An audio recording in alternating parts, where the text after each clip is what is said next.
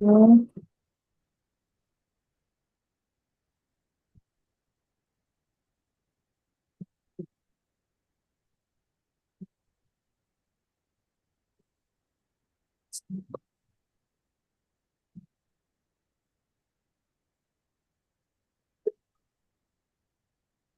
Mm. Yes, Gorthi. Then Gorthi, Brigadier S.P. Gorthi, he wants you. अभी वो phone कर रहे थे तुमको याद दिलाने के लिए.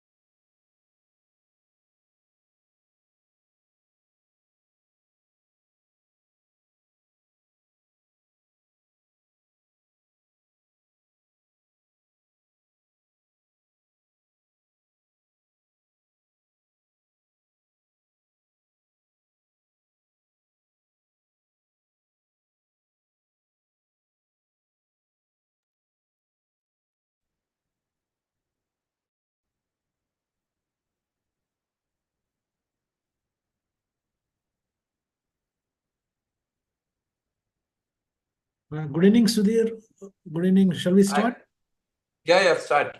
Good evening, everybody, and I welcome Dr. Prem Sinha also.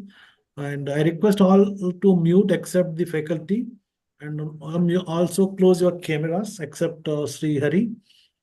Hari will be presenting a case, and same formula we adopt, that he will be presenting the chief complaints, and followed by history of presenting illness, localization history, followed by etiology history, past personal family history.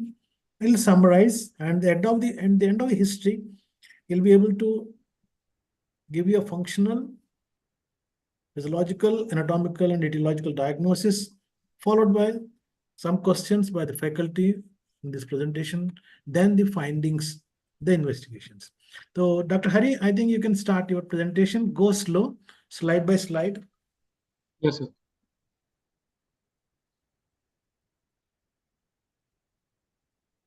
Am I audible? Yeah, you're audible. Yes. So today I am presenting a case of a 75-year-old male who was a right-handed individual, farmer by occupation, not formally educated, a resident of Latur, Hindu by religion, and history was given by himself and reliable. He presented to us with the chief complaints of stiffness of both legs in the last 3 years and weakness in the legs in the last 2.5 years. So his history of present illness, my patient was apparently all right 3 years back when he developed stiffness in his right leg. It was insidious in onset, slow and gradually progressive over the last 3 years to involve both legs now. Initially, the stiffness was restricted to only the right foot, and it was very minimal, and it didn't affect his daily activities until one day he was unable to move his feet while climbing stairs. There was difficulty in moving his feet upwards as he felt them to be stiff, and he could not maneuver his feet while walking on stairs and flat grounds as well. He says the feet used to drag down on the floor because of the stiffness. He was unable to move his toes like before to grip the slippers, leading to them slipping off. And there occurred a few instances where he had to stop and reinsert his feet into the slippers while walking. Over the next 6 months, he noticed that the stiffness had progressed to involve his right knee, where he could not bend his knee like before, causing him difficulty in walking and climbing stairs. He was now unable to sit down on squatting position as well, as he couldn't fold his right leg. So he started supporting himself by bearing weight on his arms and keeping his right leg outstretched while squatting down to use the toilet. Gradually, the difficulty in walking worsened, and the same complaints began in the left leg as well since the last 1 year. This is after 2 years. He then started using a stick to walk and to do his day-to-day activities, and also to prevent himself from falling. He says he used to bear weight on the stick to lift his right leg while walking. This is also associated with thinning of the right leg that he noticed recently, and currently the patient is now dependent on a walker to bear weight and lift himself from a sitting position or lying down position. It was not associated with stiffness or weakness in the upper limbs. He can comb his hair, hold a cup of tea, unbutton his clothes, and dress and undress him by himself. He can take turns in the bed without support. There is no history of noticing any twitchings over the body or feeling any muscle cramps. There is no associated pain in the legs or lower back or hip region. He can feel the clothes and blankets over his legs, and he can feel hot and cold water over his legs while bathing. There is no history of pins and needle sensation, nor any reduced sensation over the legs. He had an episode of fall while using a stick, when he says that he fell because the stick was on unlevel ground, and he fell, after which he started using a walker for support. This happened about 6 months earlier. There was no history of loss of consciousness, headache, vomiting, or seizures. No history of forgetfulness, emotional lability, inappropriate behavior, or inability to do simple tasks. There's no diminished vision, blurring of vision, double vision, loss of facial sensations or facial. Can I stop you here for a moment? Yes, sir. Suppose the person do you expect him to say he's got nasal regurg or difficulty in chewing or double vision? So if when he's drinking water, if the water comes out through the nose. Yeah. Do you expect that history to be positive? Would you like to waste time asking that history? Sir, to rule out bulbar symptoms. Yeah, which bulbar? What bulbar will you think of? One is pseudobulbar palsy. No, but now let's go back. From Yes. the present history, whatever you've got, Yes, sir. where will you localize the lesion? So, sir, from the history, the patient is having a slow and gradually progressive spastic paraparesis. Yeah. So, which is UMN from the And history. what do you think is probably the level? So the level, so it can be,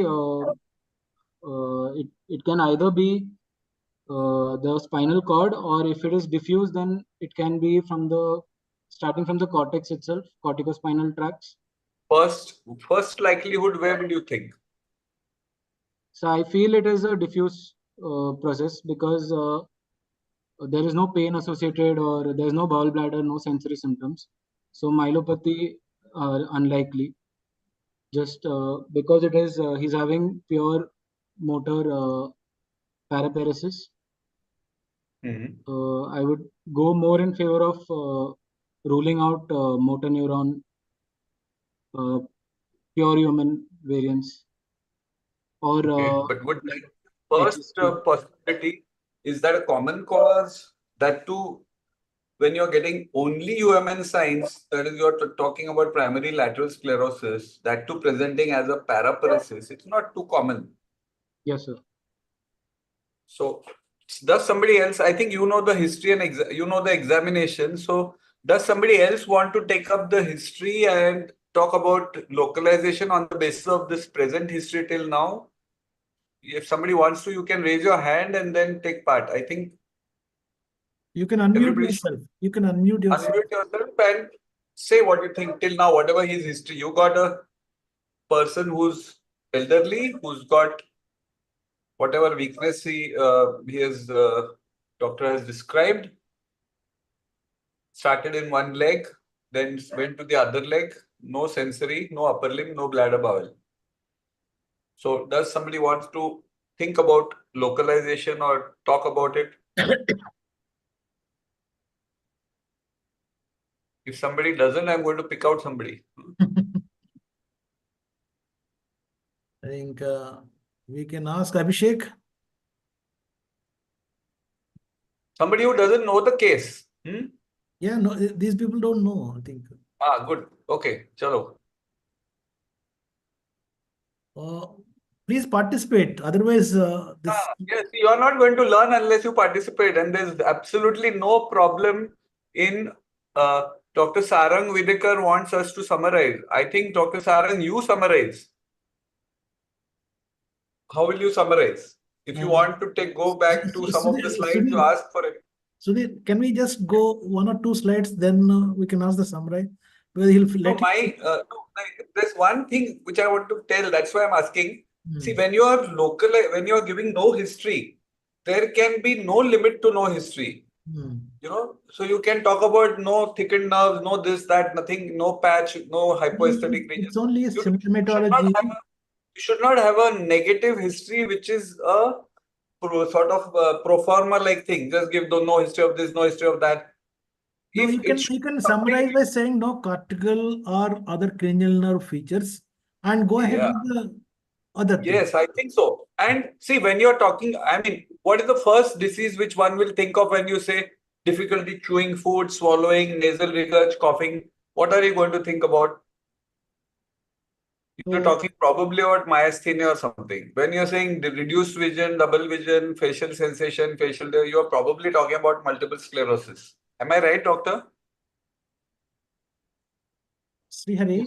Yes, sir. You would say that summarize that there are no clinical features referable to cranial nerve dysfunction, cortical dysfunction. That's what Sudhir wants. Okay. Yeah, make it, I mean, like otherwise it goes, see, all this history would come in myasthenia. But then I start thinking, when you are presenting a case of spastic paraparesis, why do you want us to rule out, why do you even think, why does even the thought of myasthenia come to your mind? So he's still entertaining. You can answer this question, Hari. Yes, sir. Why do you think that? Do you have any differential diagnosis what will go pari passu with this? So like, with all this, so if you are thinking motor neuron disease, fine.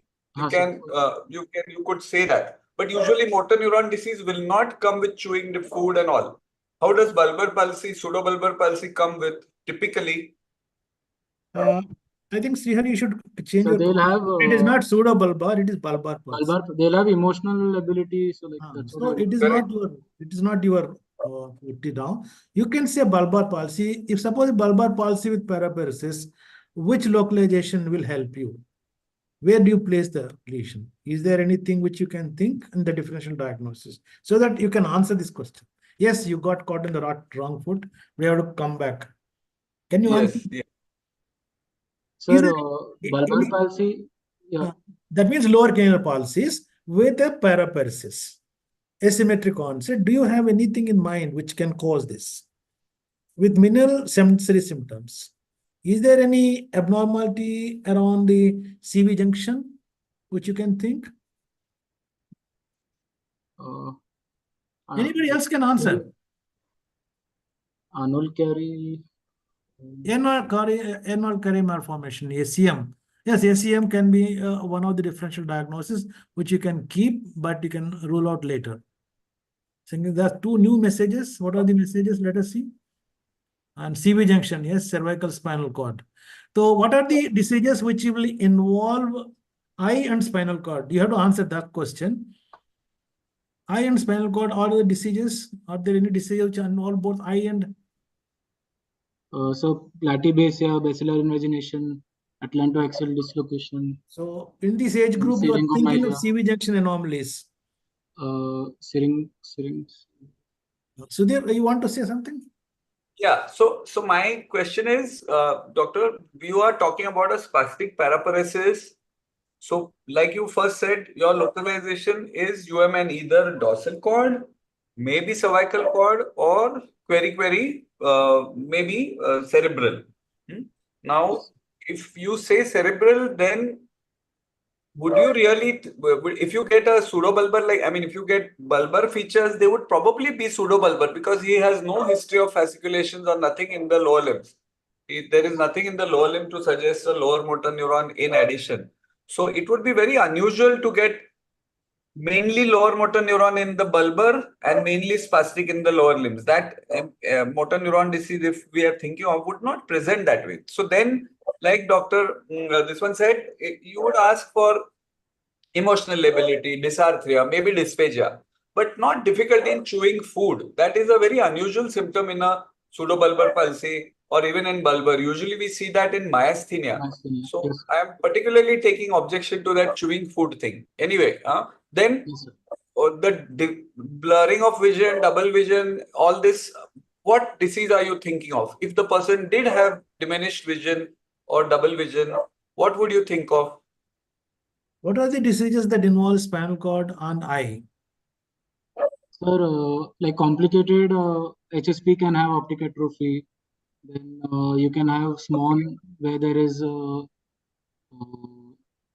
are myelopathy talking and about NMO. People are talking about NMO. NMO and Yes, sir. demyelination. Are you seriously considering NMO or demyelination in this patient? No, sir, not in this case. So tell them why. Many people are talking about MS, NMOSD, MOG. Tell them why you would not This is consider slow. that. This is a chronic and slowly progressive, sir. Absolutely. No acute episode. Yes, very good. Then he Age. didn't have age is 75, sir. He's elderly. No sensory at No all. sensory level, no bladder involvement, no vision complaints. So you're not really thinking of demyelination No, as a sir. process. We'll talk about localization, but we'll ask people the etiology later. Okay, now you can go ahead. But my point is, whenever you're taking anything, if you're talking loss of consciousness, you can just say nothing to involve cranial nerves. I would have been happier because we are not seriously expecting something in the cranial nerves. So what Sudhir wants is no cortical or cranial nerve Cranial dysfunction nerve, features are observed, except Okay. what are relevant. Yeah. Okay. Okay, yeah, go ahead. So there was no history of there's no history of any truncal weakness, no shock-like sensation along the back, no difficulty passing urine or stools, no tight band-like sensation, no sensory level, no autonomic features, no history of any fever, weight loss, loss of appetite, night sweats, bony pain in the past, no history of any other system involvement like chest pain, breathlessness, abdominal pain, melena, altered Okay. bowel habits. There is history of chronic exposure to an OPP from many years ago, that is Roundup. It is a glyphosate. There's no history of exposure to heavy metals or drinking water from bore wells. Past history said the patient had a history of RTA post an alcohol binge about 15 years back, where he had sustained trauma to the right eye, and no history of diabetes, hypertension, tuberculosis, bronchial asthma, or ischemic heart disease. Okay, can you tell us something more about this Roundup history? So he was actually he's a farmer. Yeah. He has stopped farming about 6 years back, and prior to that, he himself used to use this chemical to spray in the farms, and he used to do farming without like wearing complete clothing, like only t-shirts and Protective gearing. Yeah? yes, so no protective gear. So he's been exposed to that, he said, for many years.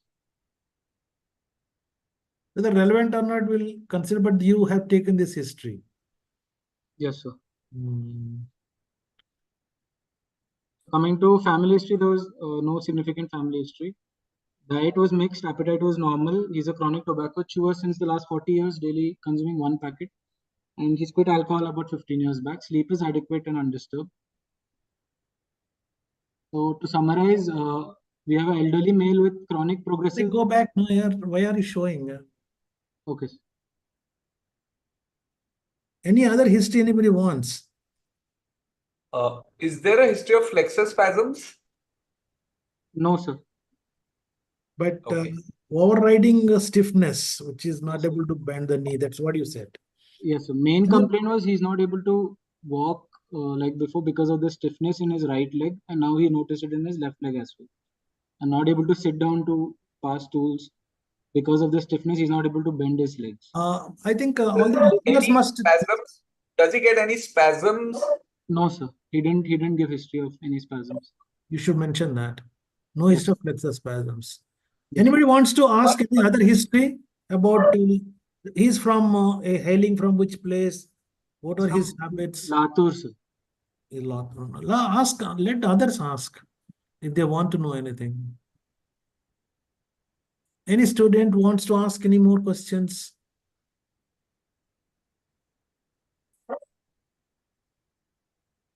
See, this is a pure motor and slowly progressive.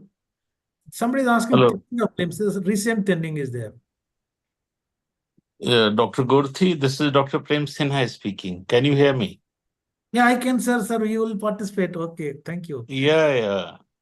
It's very interesting. Yeah. In the dietary history was very important. Sir, I think As let to- the residents talk first. Yeah. I think we are only 3 faculty. The others are residents. Yeah. Okay. They have, somebody said laterism. Okay, that's good. Dropsy. Okay. So, Hari, can you give some history? So later on, asking about the dietary habits, there was consumption of the kesari dal. That was his crop for many years. So there was a chronic consumption of kesari dal, which also we kept in the DD for the same about laterism. Right. Sudhir, anything? I think I'm happy with the present history. Sudden sound or this thing doesn't make it worse or anything. It doesn't trigger anything, no? Sudden movement sir. or sudden. No, sir. Huh? No, sir. Okay. Sinha, Yeah, sir, that's anything fine. you want to ask? For stiff, Dr. Amian Mohapatra is asking about stiff. That is exactly what I wanted to rule out. Could there be stiff? Of course, it's not ruled out, but we'll keep that as a possibility still. The stiff person also comes in the differential diagnosis. But there is no pain as such. That's what you are saying? Yes, sir. No pain and no such jerks at night or while sleeping at any time. Sinha, sir, anything you want to ask? Yeah, absolutely. See, the insecticide exposure that he has shown, the organophosphate is more like a neuromuscular kind of a problem rather than the corticospinal kind of a problem. And they come with a lot of spasm in the calf. Second thing, in the history I did hear there was some problem with the weakness of the toes and the chappals are slipping out. Something. What did you say, Hari? So actually, the patient said that his slippers used to fall off his feet because he couldn't grip onto them properly, and the leg used to be stiff. So he had to stop, pick up his slippers, and put them back on. Okay. Yes. So maybe it is both because of the spasticity, the leg gets jerking out, so it gets thrown away, which could be so it has very progressive over 2 years almost. Yes, And 3 years. one leg, 2 leg, and then a stick and difficulty. So it is something progressive, something for 3 years. So history about Kesri Dal is also important, whether he has been continuously consuming that. So that should be especially be asked and denied or asserted on it, rather than just saying he's having mixed diet. Yes. So yeah, we have asked that, but kept it as a secret. We have okay, fine. only that for interest sake, we kept it aside. And Dr. Sudhir, if it is a asymmetric onset, progressive paraparesis, won't you think there is a compressive myelopathy in this case? How do you rule out compressive myelopathy? So, firstly, from history, when there is no bowel bladder involvement, no pain, usually pain will be present, sir. Even though it is asymmetric and there is spastic paraparesis. Then I'd like to examine the patient. What is the differential diagnosis about functional? Now you summarize and tell your to summarize, yeah. I have an elderly male with chronic progressive asymmetric onset spastic paralysis for 3 years with no cranial nerve, sensory, gallbladder, and autonomic involvement. Functionally, he had a pure motor asymmetric spastic paraparesis. Physiologically, pyramidal tracts I felt are involved, and anatomically, it was a diffuse UMN involvement. Mainly, etiology-wise, I would like to think of non-compressive myelopathy. 1 minute. Anatomically, diffuse UMN means where? Where is your localization? Sir, pyramidal tracts like up to anterior onsel, I would say. Mhm. No, there's nothing in the upper limbs. There's no dysarthria. There's no bulbar palsy. How, on what basis can you say this is corticospinal tracts? Why is this not dorsal myelopathy? So dorsal, there are no symptoms for like dorsal cord, like no symptoms of What symptoms? What vibration. more symptoms you want? You got a spastic paraparesis. That is not dorsal myelopathy. Yes, sir. The- Ataxia, yes, sir. If dorsal myelon is involved, which is a diameter of 1 centimeter, only corticospinal tracts are involved, or you want anything else to be involved? What is the narrowest part of the spinal canal?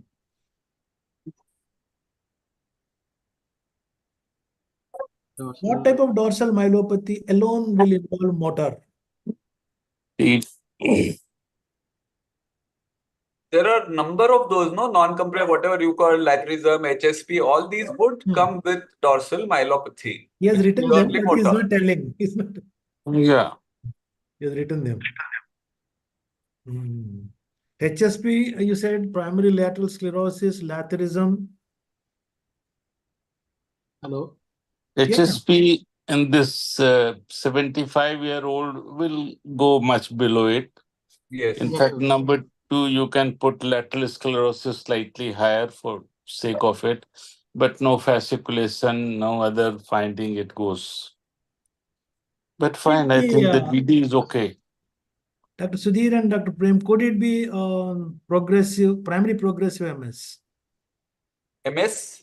Primary See, there progressive. is Primary. see, it Very can unusual. present, but provided you have some history in the past that he had some kind of ocular involvement, gait No, ataxia, some primary other kind. progressive MS doesn't have that. May not have, but I mean, like MS, primary Anything progressive, more. and at this age, I would not be. It would be very, very low on my cards. Yeah, but Very it's a low, possibility. very low. Primary progressive MS is a possibility which can present as a pure motor, but slightly younger age, around 60, 60.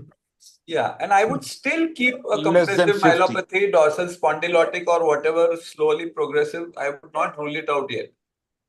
You Yes, mean Yeah. Especially since it's asymmetrical, I would still like to rule out a compressive myelopathy. Yeah, a meningioma in the dorsal cord can Yeah, present yeah. like this sometime. Yes. Fine. And Dr. sometimes Harris, we how does laterism progress? Laterism is The- possible, but I would have preferred it was symmetric. No, I am asking how it will progress. So typically Laterism, we have one stick stage, then I think so. Yeah. sticks, Srihari, two- tell. It will start with one stick stage, then. then 2 stick stage, and then crawler stage, where they are. they So crawl. that means it is an asymmetric onset in a progressive disorder. Yes, sir.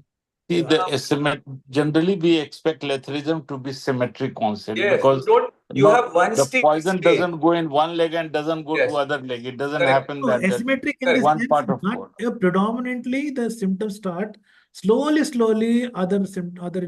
That's why it is called one stick, two stick, on crawl stage. No, but it's One one stick, stick. two It's stick not is one this. leg. It's not Yeah. one leg stage. It is one stick because he needs one stick to walk, but both Yes. legs are affected. Yeah. Yes, sir. It You still said doesn't frontal mean the lobe. leg. The stick means the stick held in the hand, Yeah. not Frontal that one lobe leg tumor. or 2 legs. Somebody said frontal lobe tumor. Parasagittal meningioma Parasagittal is a small meningioma. possibility. But Yeah. urinary symptoms are not there. Yes. Yes, sir. Urinary symptom, and beside that headache, seizure, intermittent jerking, intermittent sensory symptom, or it should come as some kind of a focal seizure. Somebody said laterism may also have similar complaints in family members. Yeah, it's Yes. very important because it is not that he alone is eating khesri dal. Fine. The other members are eating too. I'm But sure maybe the Hari other- must have referred the case what age lathyrism manifests usually? See, most of the people here are younger Let people. let Hari answer, sir. Let Hari answer. Mhm. Hari, what sir. age lathyrism manifests usually? So younger age groups, younger adults. Younger age group and not older individuals?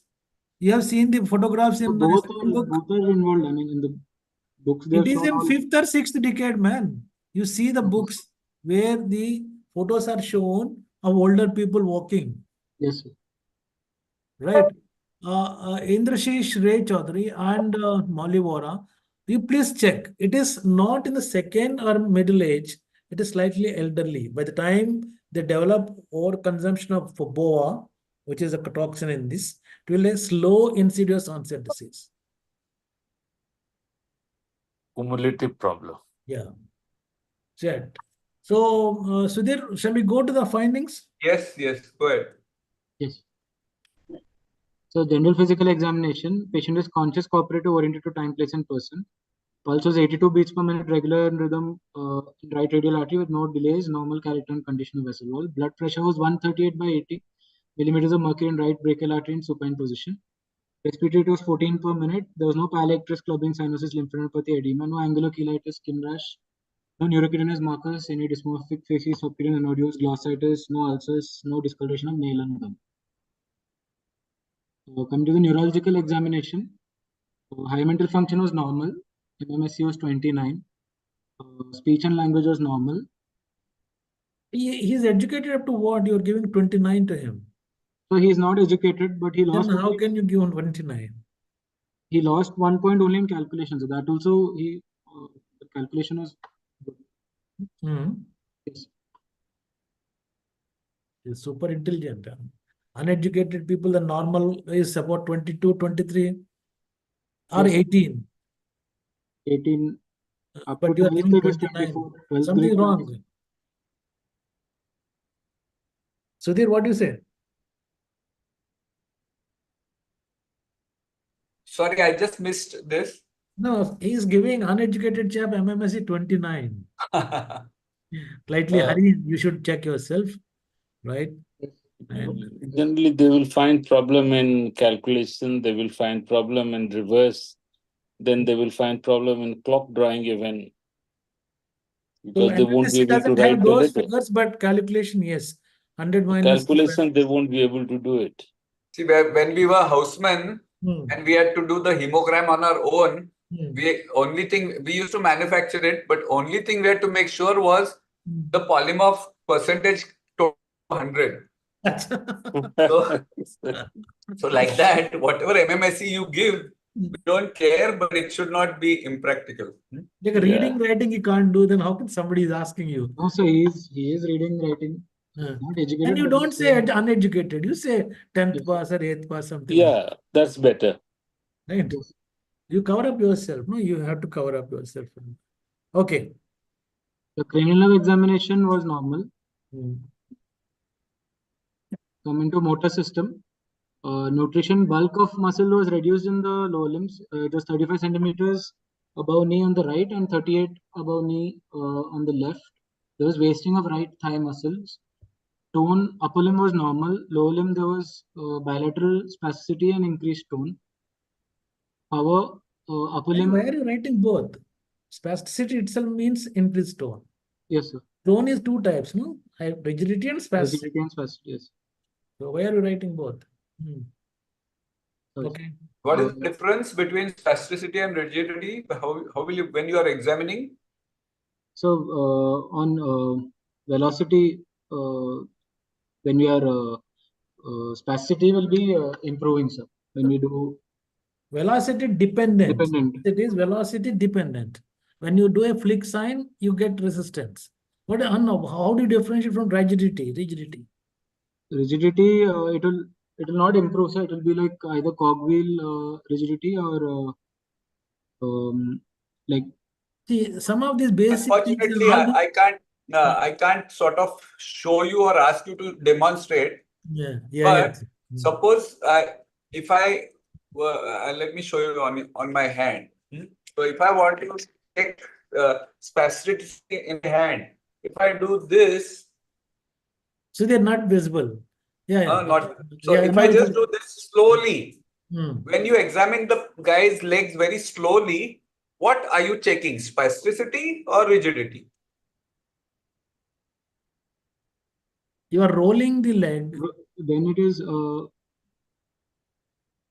when we flick, we check for spasticity. So rolling, if it is like log rolling, then we say Not log rolling. I'm just slowly flexing the leg slowly back and forth.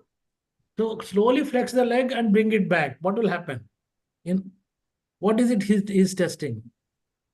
If you encounter resistance in all, I'm just giving clue, I think. The So, lead pipe and clasp knife. sir, don't tell now. Let him Initially, guess. Yeah, Let him they guess. have to speak out this simple word. Sir, Hmm. let him guess. Let him. Okay. Hmm. We are trying to probe them into answer. Yeah. So what will you do? The rigidity is calling everybody. The rigidity and spasticity you have to differentiate, right? Somebody answer this question. How will you differentiate?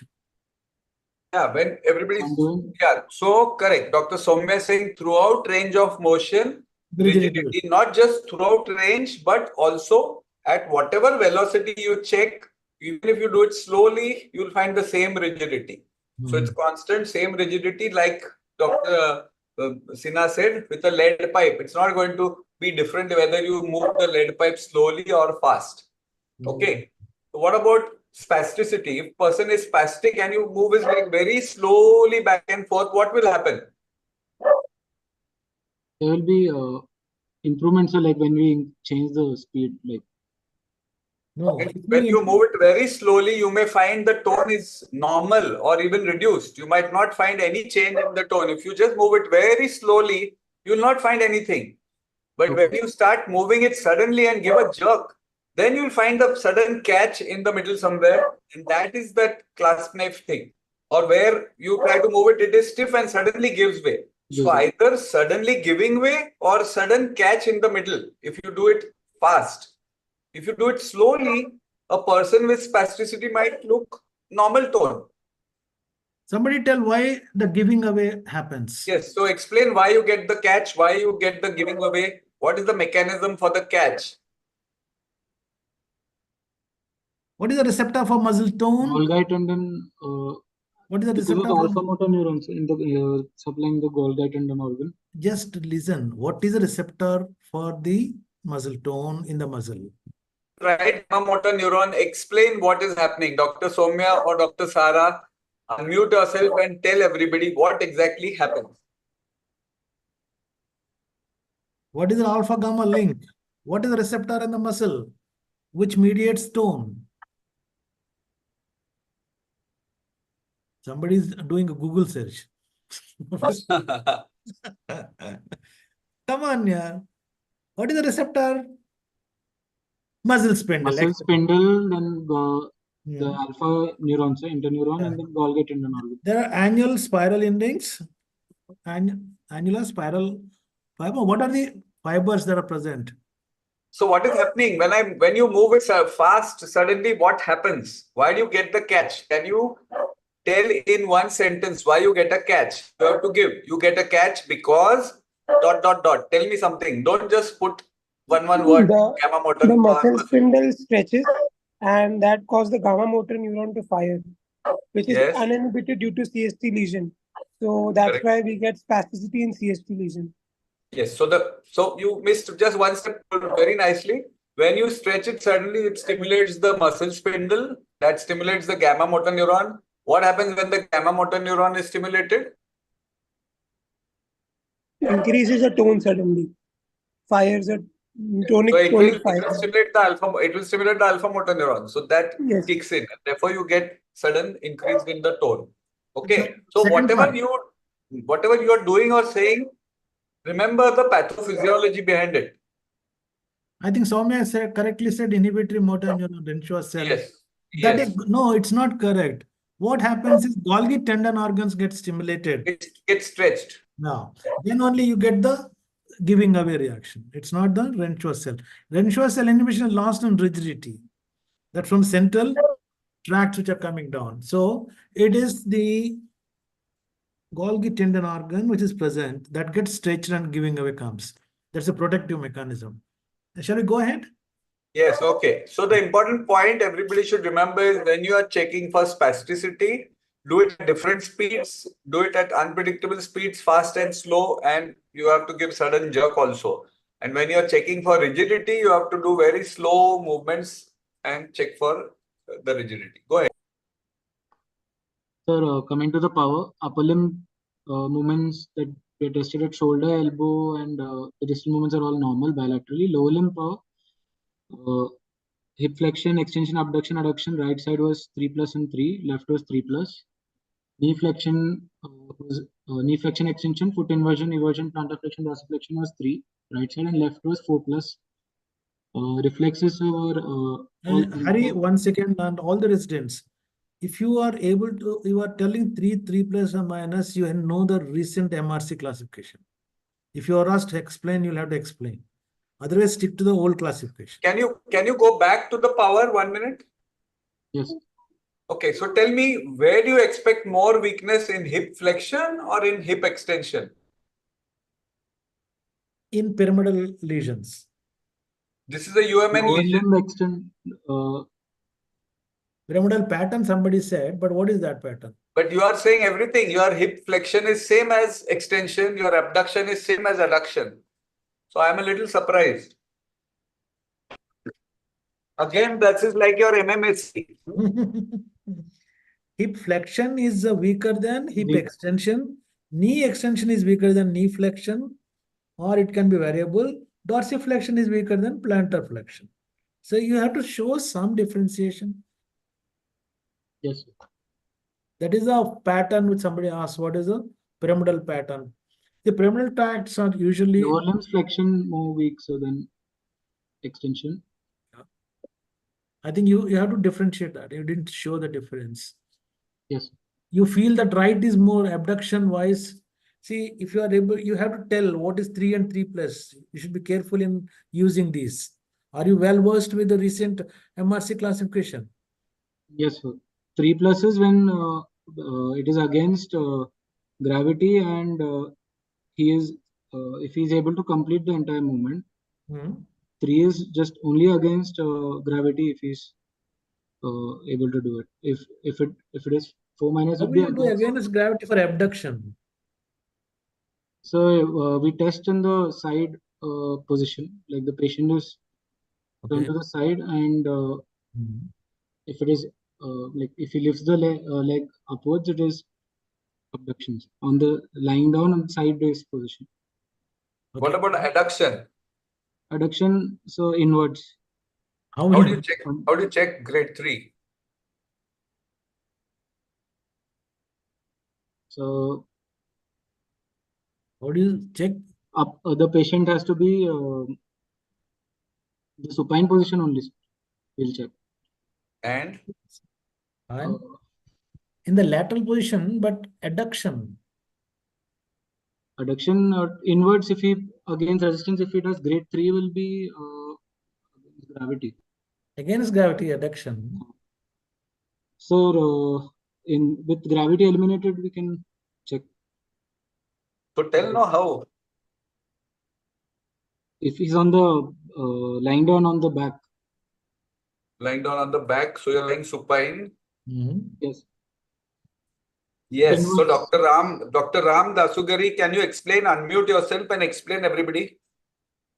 Keep the limb elevated. Ask him to raise the other limb. So a patient lies in a lateral position. We'll keep the one limb in the elevated, sir. We'll ask the patient to raise the other lower limb to against gravity. Sir? So suppose you want to check adduction of the left leg. We check on the right. You hold up his right leg. Yes, sir. Yes, sir. You hold the right leg up and tell him bring the left leg up yes, to touch the right leg. Yes, sir. Excellent. Excellent. Very well done. Okay. Very well done. Okay, that's nice. I mean, some of these things you are asked to demonstrate in exam. That's why we are asking. I want to know how you check hip flexion, doctor. How do you check hip flexion? In what position?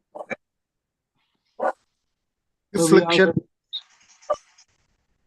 Sir, we can check in a supine position with the knee with a 90-degree flexion. We ask the person to bring the knee towards the abdomen, sir. Flex knee So towards the you get it abdomen. to the 90 degrees position. What about Yes, sir. gravity? Okay, again is correct. Sir, we can test in the other position also, sir. We can make him in a prone position. We ask the patient to elevate the knees, sir. To elevate the... One yes, sir. minute, you are checking hip flexion in the prone position. How are you going to do that? When you prone Sir? position, How you will you check? knee, How will you check hip flexion in the prone position? it is difficult. Okay, flex. Anybody want to answer how to check hip flexion?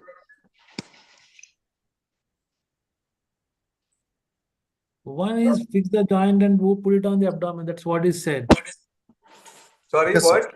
No, the one they have already described, but what are the other grades? How will you test? See, you have to, whenever you check any muscle, for example, when you check biceps, if I keep the hand completely extended and then try to ask the person to check the biceps, you will get very poor power in the biceps. Similarly, if you want to check triceps and you keep the hand completely flexed, as much as you can flex it and tell the patient to extend, you might find the power is not correct. Why is that? Every muscle has to be given an advantage. You have to check it in the position of best advantage. So therefore, when you check biceps, you put the hand at right angles. You don't put the hand completely extended. If you completely extended, if you imagine the bicep tendon, it is going horizontally across the elbow joint and it cannot get a mechanical advantage. Therefore, you check in the flexed position. Same way, if you're checking hip flexion, the hip flexor is going horizontally. When it pulls on the leg, it's not getting a good advantage. Therefore, you have to flex the hip, as you said, at 90 degrees. But then you don't get gravity. And therefore, like somebody else said, check hip flexion in sitting position. If in the sitting position, the guy can lift up his knee, he's got grade 3 power. Okay. Excellent. yes, Excellent. So you have to fix one joint, and before testing the joint which you want to test, the distal joint you have to fix. That's how make it 90 degrees. And in sitting position, against gravity, in lying down, you can flex. Wonderful. Right. Right. Next. Go ahead. Now we'll come to the flexor. How will you check knee flexion? Knee flexor and extensor, which one do you think is going to be weaker? knee, In your thing, both are same. I don't like that. yes. His knee extension, extension would have been weak. No. Flexion is weaker. Sudhir, there is a catch here, because in the bipeds there is a rotation of the limb. Usually in the animals, the foot goes to the backside. Here there is a variability of observations made. Somewhere it is extension weak, somewhere it is knee. It's not a fixed one. So usually, by and large, because of the rotation of the limb, the extension is sometimes also appears weaker. So it's not a scientific. Okay, let's look this up. Somebody look it up and get us a reference. See, Yeah. I like to, since there is no drawing here, I like to think of a hemiplegic person. How does the hemiplegic person stand when he's standing? He stands with his arm adducted, therefore his adductor is stronger than the abductor. He stands with the arm flexed, so the bicep is stronger than the tricep. He stands with the arm pronated, so the pronator is stronger than the supinator. The wrist is flexed, therefore the flexors of the finger and wrist are stronger. Now, how is his leg? His leg is extended. The leg is, it's mostly like that, but at times you may have weakness. I'm not always.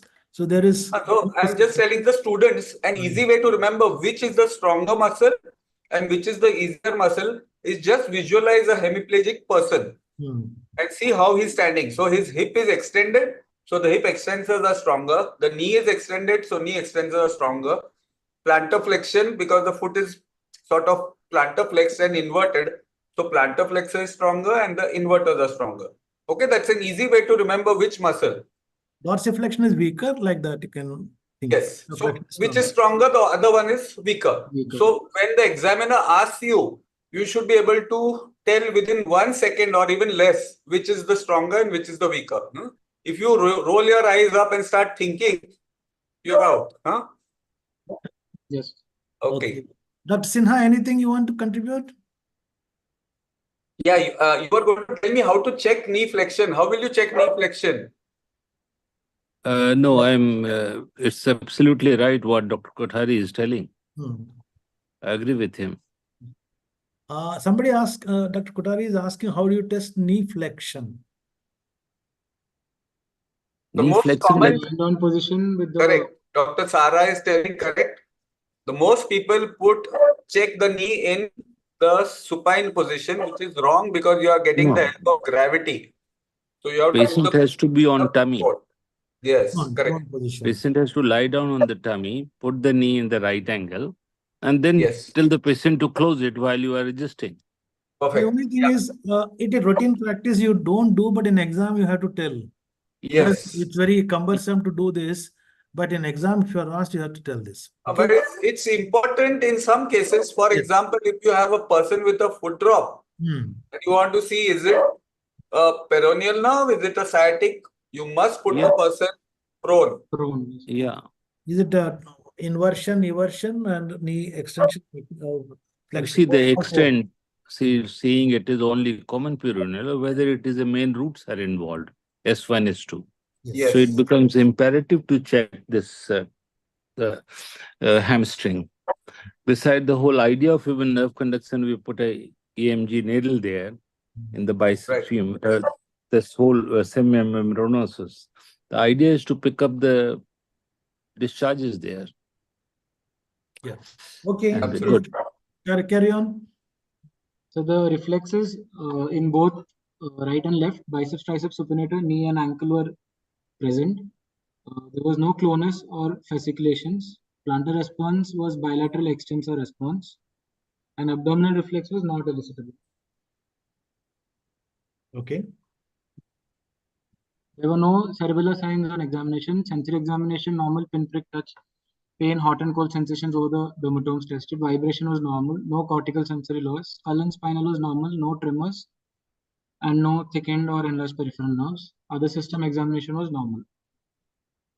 So did you change anything from the at the end of the history? Go back. Next slide. Next, sir. So I have a video of the gate. Sure. Dr. Gorthi, Yeah.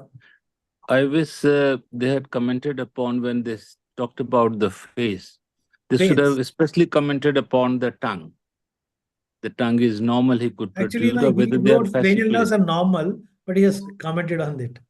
Yeah, he should comment upon there is no fasciculosis of the tongue. He said no fasciculation tongue. Okay. Because Sudhir said don't stress so much. Yes, I'm guilty. Okay. He got afraid. Chalo Sudhir.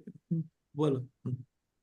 So this is the video of his gait. The more affected limb was the right. He is dependent on a walker for walking. He bears weight using his hands. And the right leg is externally rotated and he is not able to flex. And it is in an extended position. And this is the video from the front.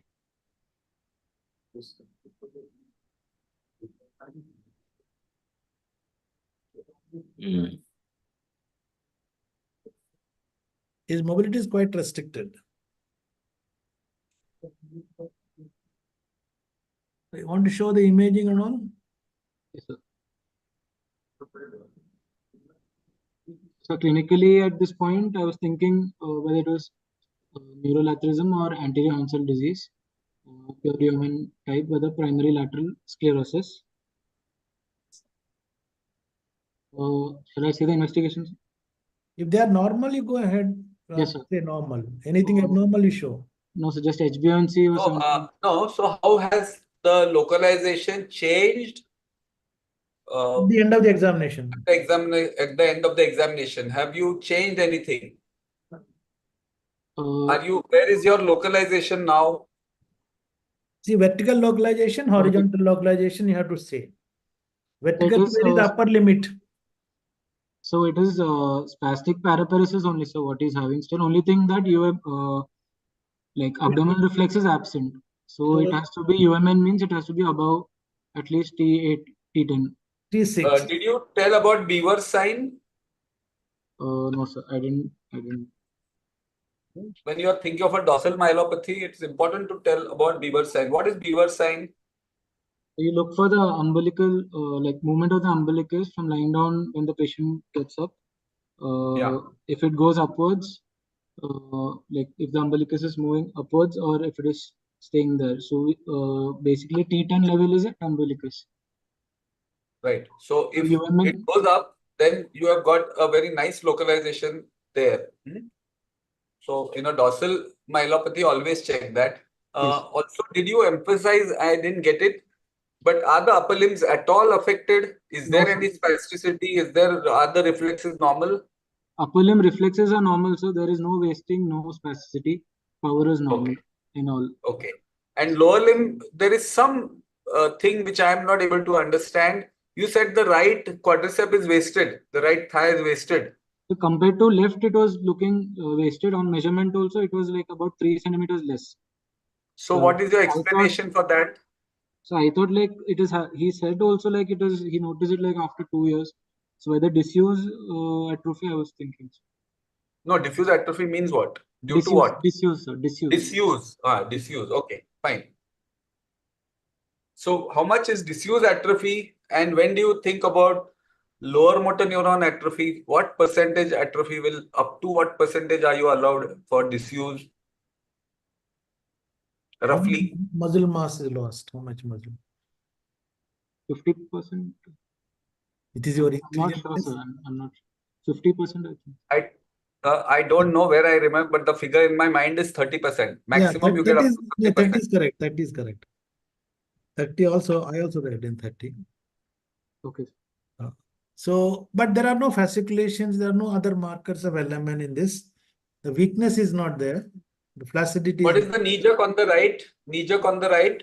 It is normal, sir. 2 plus. Yeah, so it's brisk. It's brisk. Yes, sir. So if there was some low motor neuron element causing that wasting, you would have found the right knee jerk to be impaired or reduced. Yes. But one more thing, Dr. Sudhir, for the amount of spasticity has the reflexes are not that brisk. Okay. Maybe some other thing is also. So your anatomical diagnosis is probably dorsal cord now? Yeah, it's yes. Yes, sir.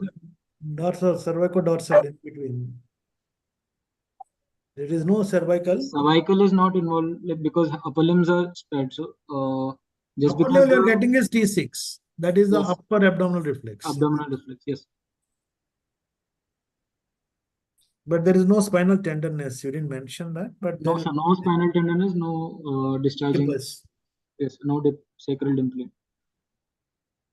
Mostly dorsal myelopathy is because of what? Infectious processes can cause extradural compressions. Tuberculosis.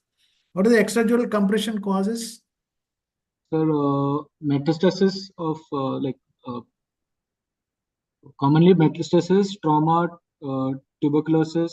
In this patient, which will you think of if compression? Multiple myeloma, elderly patient. 2 years. Multiple myeloma, the guy would have to have a compression fracture to get compression due to multiple myeloma. So he would have had a lot of pain, no? Yes, sir. Same way for metastasis, it's too slow. Tuberculosis, metastasis, it's too slow. Yes, sir. 2 years history metastasis. I would love to have such a metastasis. No, I don't think. Tubercle, 2 years. What are the causes of extradural compression, which can cause like this? Which Very can slow. no, Yes, meningioma. Not meningioma is one. Fluorosis causes by what mechanism? Compression fractures. Fluorosis is skeletal fluorosis. So like due to compression only, fractures. So canal stenosis in the dorsal cord.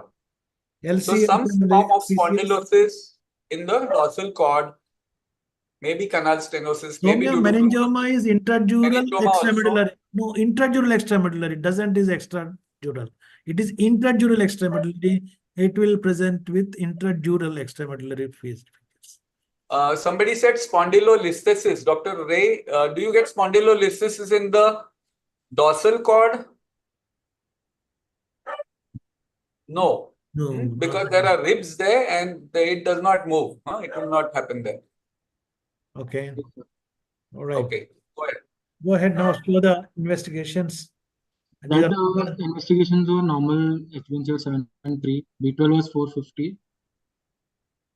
Neuroimaging, brain, MRI and CT was grossly normal.